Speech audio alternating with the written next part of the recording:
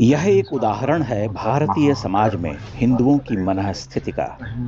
लगभग 1200 वर्ष से इस्लाम की बर्बरता से लड़ता हुआ यह देश आज तक उस मनःस्थिति से बाहर नहीं निकल सका जिसे हम शत्रुबोध का न होना कहते हैं। भारत का कथित बौद्धिक समाज निरंतर आह्वान कर रहा कि नरेंद्र मोदी को हराओ।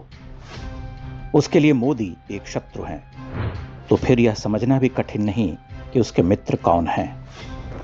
क्या आप जानते हैं, आज से 1200 वर्ष पूर्व जब अरबी लुटेरों की फौज भारत में आंधी की तरह घुसी थी, तब उन्हें किसने रोका था? कौन थे वो सूरमा, अप्रतिहत आस्था के नायक, जिन्होंने उन अरबी आक्रांताओं को उत्तर पश्चिम से खदेड़ कर बाहर कर दिया था? वो सूरमा थे गुर्जर प्रतिहार वंश के नायक नागभट्ट प्रथम द्वितीय से लेकर वत्सराज और मिहिर भोज तक। मिहिर भोज ने उन आक्रांताओं को सबसे कठोर सीख दी थी, लेकिन दुर्भाग्य देखिए कि जब प्रतिहार वंश के राजा उन आतंकियों से लड़ रहे थे, तब दक्कन में राष्ट्रकूट के राजा उन्हें प्रवेश का मार्ग दे रहे थे। यही वो विकट आत्मसंहारी भूल है जिसने बाद में दक्षिण में खिलजियों और तुगलकों को पांव पसारने के अवसर दिए। फिर दक्षिण में क्या हुआ सभी जानते हैं। उसकी सबसे भयावह परिणति महान विजयनगरम का ध्वंस है।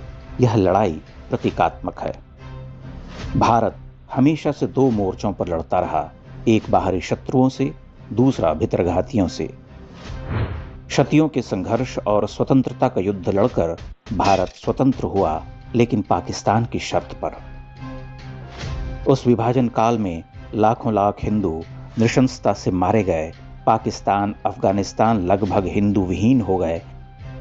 भारत में मुसलमानों की जनसंख्या कई गुना बढ़ गई, जो कि आज भी बढ़ती ही जा रही है। यहाँ तक कि देश के कई प्रांतों के कई जिलों में वे बहुसंख्य हो चुके हैं। उनके आतंक के समाचार इतने आम हो चुके हैं कि हिंदुओं को उन समाचारों से अब कोई कष्ट नहीं होता। यह नीम बेहोशी जारी है। इसीलिए आज का लेखक, पत्रकार और कथित बौद्धिक आह्वान करता है कि मोदी को परास्त करो, वह भारत का शत्रु है। यूरोप की ओर आंख उठाकर देखिए।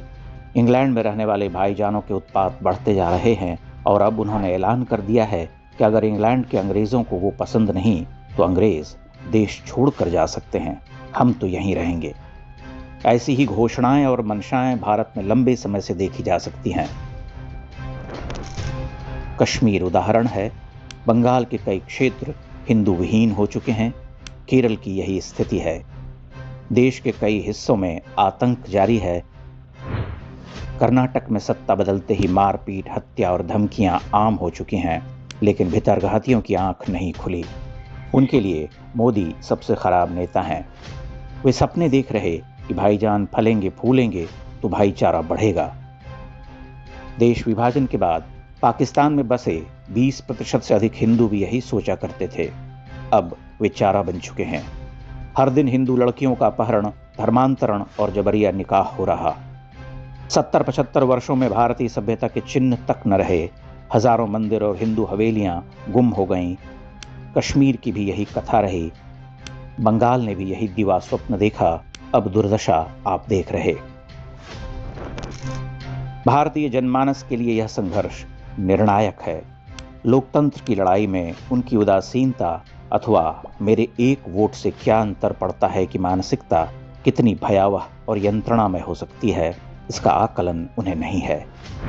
ऊपर से ये सेक्युलर कवि लेखक जो समाज को निरंतर पथभ्रष्ट कर अंतहीन दास्ता की ओर ले जाना चाहते हैं। हिंदुओं का इतिहास और वर्तमान दोनों सामने है। वह अपने भाग्य का विधाता है। उसे तय करना होगा कि वह अपना और इस देश का कैसा भविष्य चाहता है।